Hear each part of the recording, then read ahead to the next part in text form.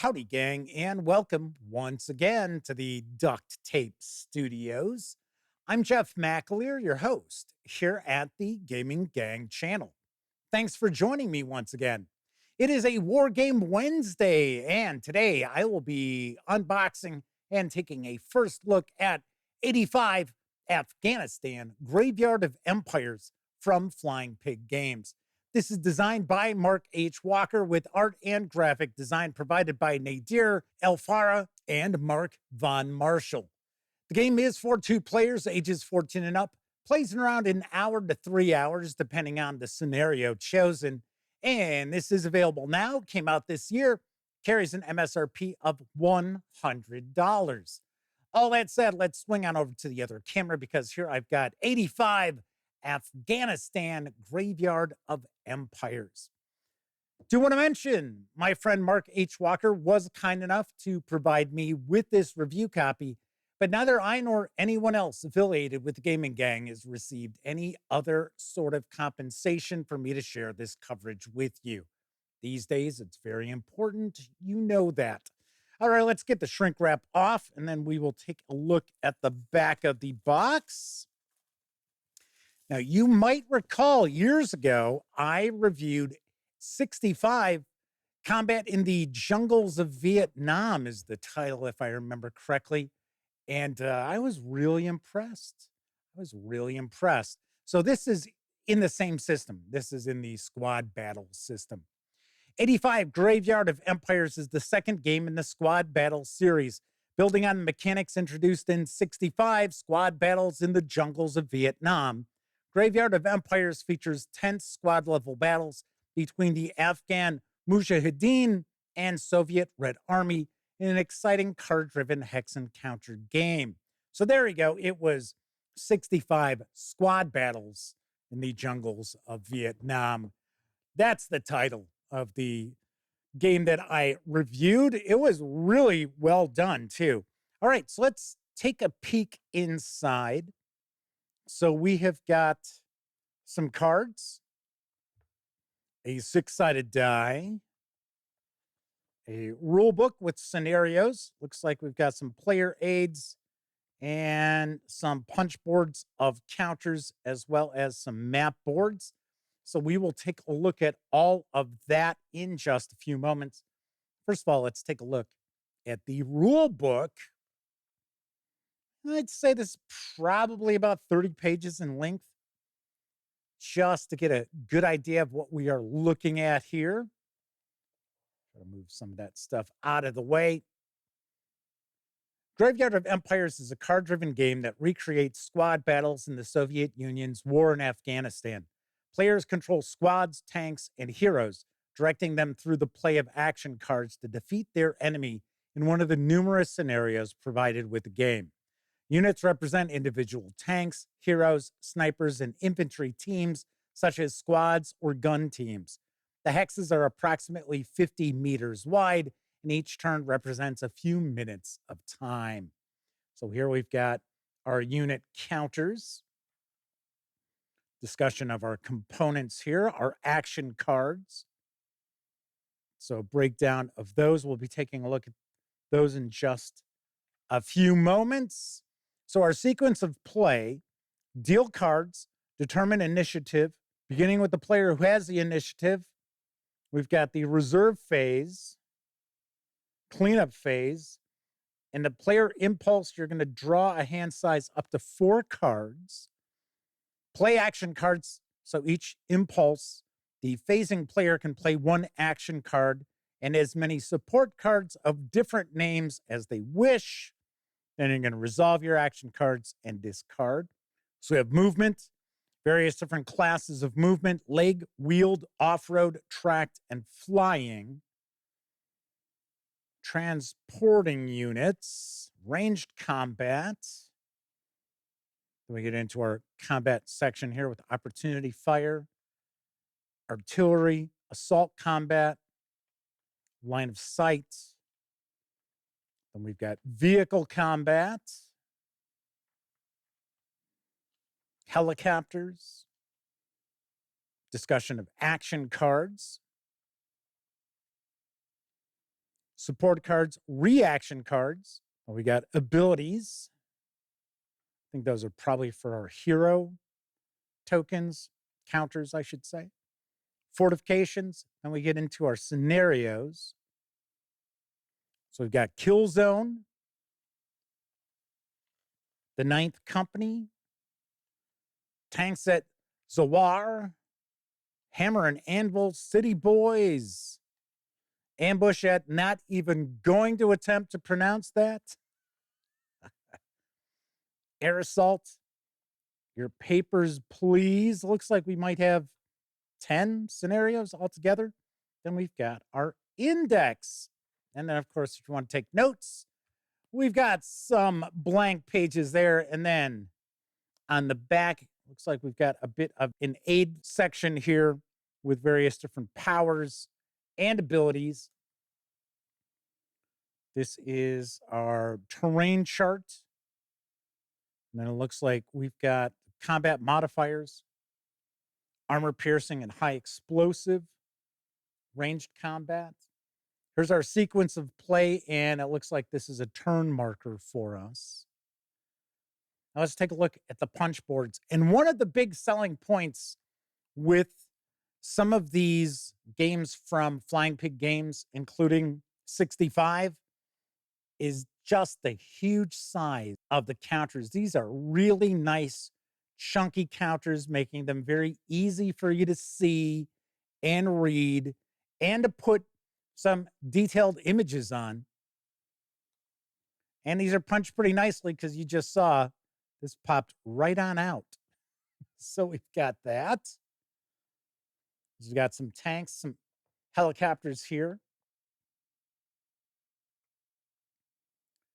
So it appears that the Soviets are going to be red and the Afghanistan forces are going to be green.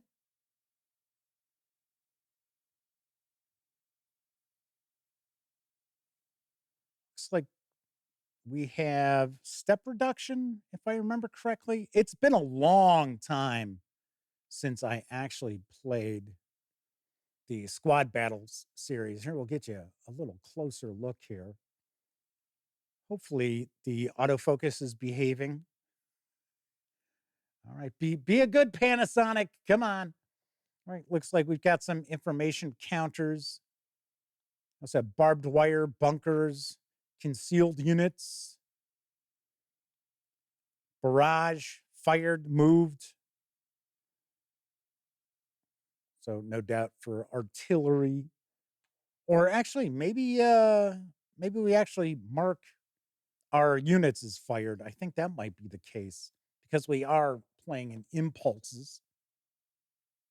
So then we have more of these fired, rubble, smoke, ops complete, moved, shaken, breach, got smoke, smoke 1 and 2. So there we've got those. And then we have got the various different mounted boards. These dual-sided or single-sided? They are single-sided. So we've got number 8. This is just clear terrain here. Keeping in mind that each hex is supposed to be 50 meters across. So we've got map number 7. Number 6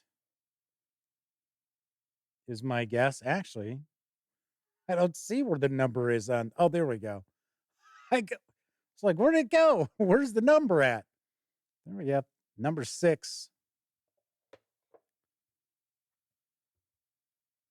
Number 5. Just like so. And then number 4 looks like it is a little bit more of an urban area or a town. I don't know. Those look like modern, relatively modern buildings. So I'd say that's probably part of a city. So we have got that. There is also a solitaire expansion Alone in the Mountains. I will be sharing a first look at that next week. So we've got our mounted boards. We've got our punch boards of counters, sequence of play, terrain charts. We've got our rule book and our dice. So let's take a look at the last thing, the cards. Let me get my hobby knife here. If I remember correctly, the cards are broken up into sections.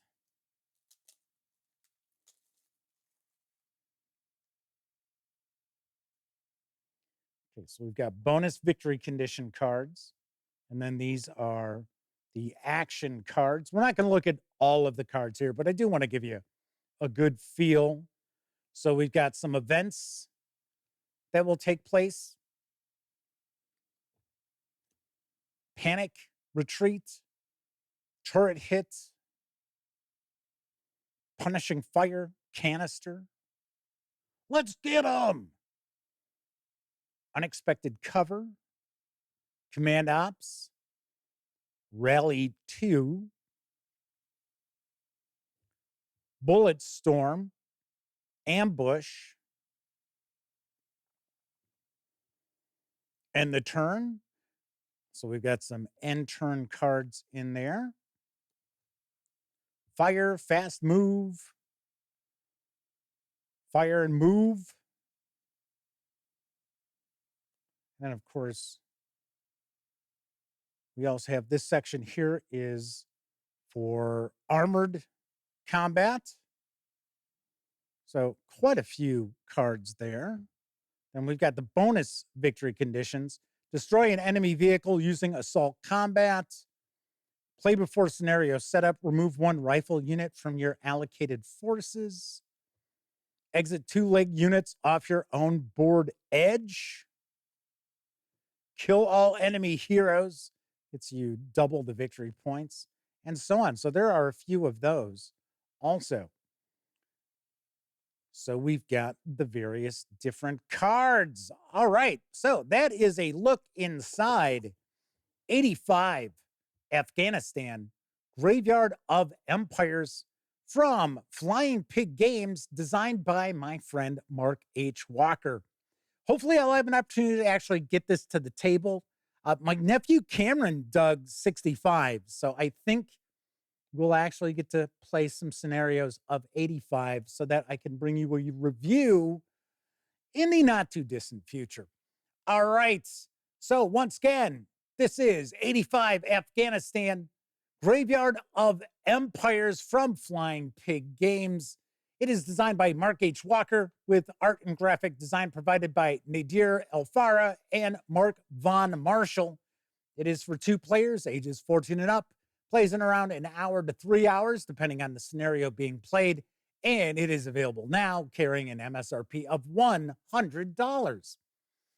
That's it for this time out. If you like this video, by all means, please give it a quick thumbs up. Subscribe to the Gaming Gang channel if you haven't already. And if you do subscribe, don't forget, ring that bell, because it'll not only let you know when I share videos such as this first look, it'll also inform you when my live stream, the Gaming Gang Dispatch, airs Tuesday, Wednesday, and Thursday evenings right here on YouTube at 7 p.m. Central. And of course, when you're not watching videos on the Gaming Gang channel, be sure to visit thegaminggang.com for tabletop gaming news, reviews, and a whole lot more you are not going to find here on the channel. You know the drill. Get your geek on at thegaminggang.com. Thank you very much for watching. Once again, I'm Jeff McAleer, and until I see you next time, I certainly hope all of you get to enjoy plenty of great gaming with your gang.